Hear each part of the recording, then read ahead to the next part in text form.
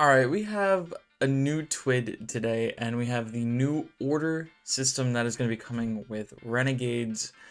And if we scroll down far enough, we're going to see that there's going to be a whole new system for capping bright dust. Now, if you don't know how the bright dust works right now, I'm going to tell you I don't completely understand it myself. But reading through some Reddit posts and watching some videos and doing a bit of research into this, basically, you have your seasonal challenges, right, that stick around until the end of the season, which means that you can do them basically anytime. You can bang them out right away. You can wait till the end of the season and then do them in one play session because you can multitask with them, right? You know, you have to kill Vex in a strike with Arc, and you also just have another challenge that's, oh, go do strikes. Boom, that's two challenges right there. You kind of get the drift I'm giving here. And with this system, if we go back up to the screen here, we're going to have our weekly and daily objectives. Now, given the sentiment that I have seen around some of this, I think it will get changed. I hope it does. Whether it's these weekly objectives get a backlog like seasonal challenges, you can just complete a bunch. Or let's say, you miss a couple weeks, there's some bright dust waiting in your account as some sort of reward, as they do seem desperate to entice returning players to, at the very least, log on. But yeah, the big difference in that is if you don't get your 1,000 weekly category limit, that'll go away in this new system. You won't be able to get that bright dust ever. Whereas again, with the current system, you can go back and do those challenges. And really this just means if you miss a week for whatever reason, or you maybe just can't complete the weekly challenges in any given week or weekly objectives, then basically fuck you. You don't get your bright dust. You don't deserve it, okay? And part of the reason I don't understand this is they've been giving out free bright dust every week since the backlash from Edge of Fate began, and you want people on the game to spend bright dust, to engage with the story at the very least, because the more they're on, and this is the goal, right? The more they're on, the more likely they are to spend real money on the game. Now, I genuinely can't remember the last time I spent real money on anything in the Eververse store, and I'm keeping up that practice because right now is just, it's not worth, there's nothing in the store worth my money. But, if I want to buy the Slenderman ornament for Warlock because I have the bright dust and I used to watch a ton of Slenderman back in the heyday of YouTube, then heck yeah, I'm gonna buy it because the tuxedo looks nice, I like it, whatever. And this is a whole conversation I'm gonna get into shortly. But again, why wouldn't you want people to farm bright dust? Because there are fashionista freaks out there, and I speak as one myself, I'm not trying to come at anybody, but there are people who will play this game for hours just to get access to a shader, to an armor set, or an ornament. It doesn't matter. Some people love the way they look in this game. Some people could give less of a shit, right? But that's my point. The more bright dust you have available, the more people that will be on for that specific reason. And obviously not only that, there are things outside of ornaments that are in the Eververse store that you can get every now and then that are also pretty nice, right? Shaders and whatnot. It's not amazing, but hey, at least you're not spending your real hard-earned cash, especially given the real-world economy we live in right now, right? Spending real money on Destiny 2 isn't really a great investment of your money, and arguably, it's kind of a waste of my time, but Bungie needs to hear this. So I want to stick on the store for just a minute because there are a couple things that really just boggle my mind. So we had the Taken Knife Hunter set, or the Taken Knife set in general for each class that came out. And mind you, we had an episode not too long ago, the last episode in the trio, that was about Oryx, the Taken King. Why wasn't this set incorporated in that content release? It would have made perfect sense.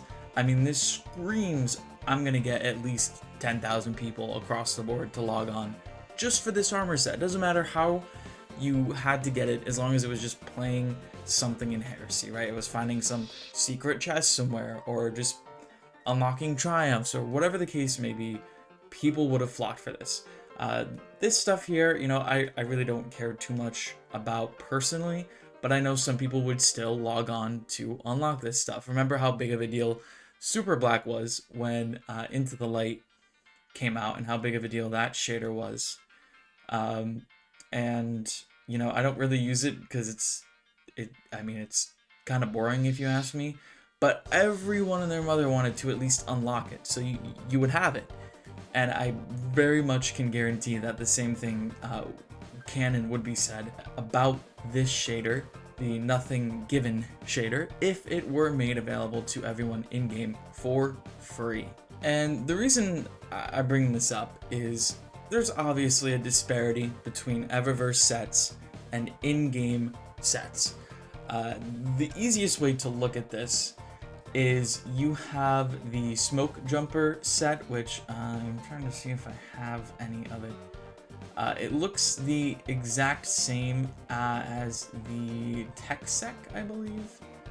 If I take an ornament off here, maybe it's the exact same, I can't tell. Yeah, actually it is. So you have those little knee pads on both.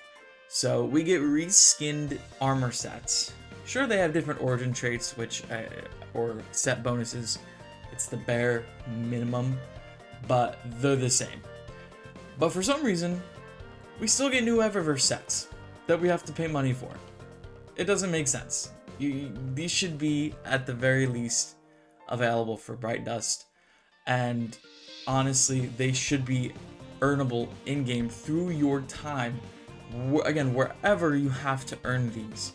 Same could be said for exotic ornaments, whether it's completing challenging content like Conquest, or maybe you have a chance to get it to drop from an epic raid, just a little icing on top of the cake for completing challenging content. You know, I mean, I only have to pay 600 silver because I got these 3 ornaments. If I wanted to get the full set, I could, but honestly, like, I'm not that heartbroken over it. And a lot of these sets, which most people aren't going to spend money on at this point, should be earnable in-game or through various other means. And there are so many. Like, genuinely, who is spending money on these at this point? Because they look so outdated, and a lot of them are just super generic looking. They're not exciting, and you can definitely see the glow up from back in the day to now. These sets have just gotten increasingly better, and it's clear where a majority of the resources go for this stuff. Now, that being said, there are still really good earnable sets, but the discrepancy in terms of quality and quantity is there. I would say most of these sets I've acquired either via Bright Dust or Silver in the past, whereas only a few of these are actually earnable, right? Some of my favorite sets, personally, you have the Vow set, the Ghost of the Deep set is pretty nice, and there are various other choices here, but the disparity has grown recently, for sure. It wasn't always this way, but the Eververse catalog has grown, the in-game earnable catalog has shrunk. And as a result, people are pissed, and you should be, because it just doesn't add up. It's not fair. We're spending more and more time in the game and not getting rewarded in the same way that we should be. Not only should we be showered in loot, but cosmetics help. Again, the whole point is to keep people on the game if you're Bungie, and if you let Bright Dust be close to unlimited, if not completely unlimited, people are going to play more. If you have more of these awesome Eververse sets available to earn in-game, people are going to flood the servers. Like, this to me is just the most easy slam dunk layup that you could have. It's so easy. But here we are at a point where they're lowering the amount of Bright Dust you can get. They're making it harder to get Bright Dust by forcing you to log on every week, which isn't a guarantee. And as a result, people are probably going to start earning less bright dust, and not only that, stop logging on as often, because what's the point? Anyway, let me know what you guys think about this. I think I can already presume what most of the sentiment is going to be around this. Again, the thought is to just tell Bungie how horrible this is. The system has not yet been implemented, so they have plenty of time to turn it around and still hit nothing but net on this one. But I mean, you can lay up for Bungie and they still miss from time to time. Anyway, if you enjoyed hearing me ramble, I appreciate it a lot if you would subscribe, like the video, and I'll see ya.